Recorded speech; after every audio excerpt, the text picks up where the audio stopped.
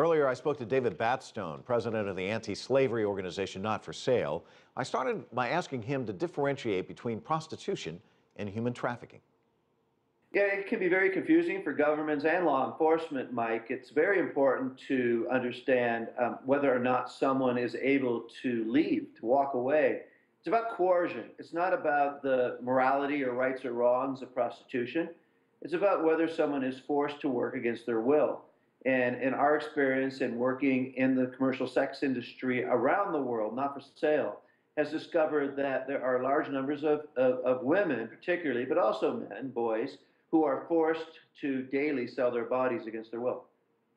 So what can you do to help? I mean, what does your organization do? What are organizations doing to try and help in that regard?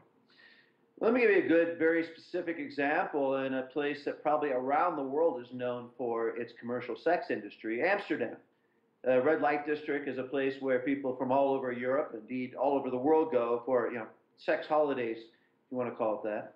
And we began working with the women who are behind the windows, the storefront windows where young girls are being sold every day.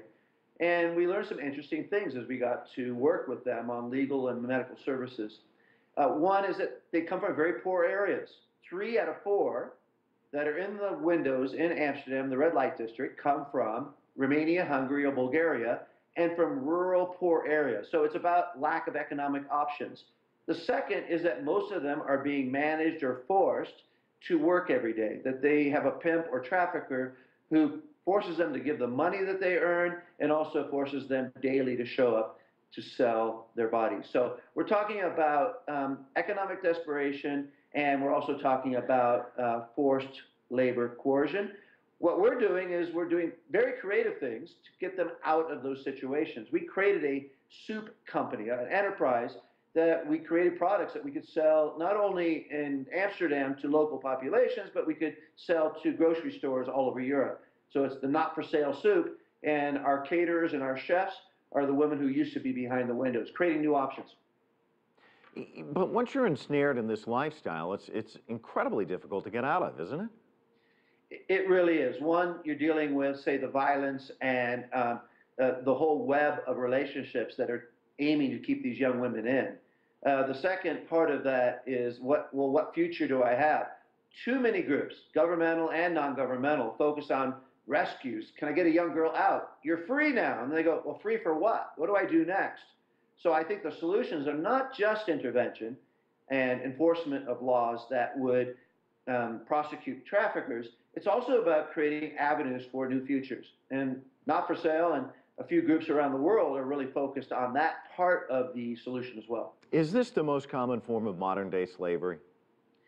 That's a great misconception. It really only represents worldwide about 25%, 1/4 of the total trafficking trade. It's much more common to see people trafficked into agriculture, into construction, rug looms, factories, street beggars. So it really is a misconception to think of modern slavery and human trafficking as just a sex trafficking problem. It's significant, but again, only 25%.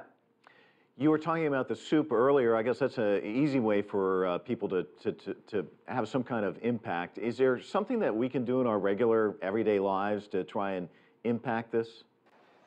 Absolutely. I feel like in 2014, we should be striving to live with dignity. That means purchasing different, making sure that the products that you're buying, if indeed 75% of trafficking in the world is a part of forced labor in commerce, then we should be buying differently. We should be producing differently.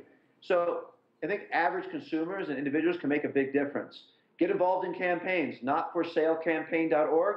Join us and join other organizations that are doing great things around the world. We need more individuals to get involved. David Batstone joining us from the majestic Incline Village, Nevada. Thanks so much.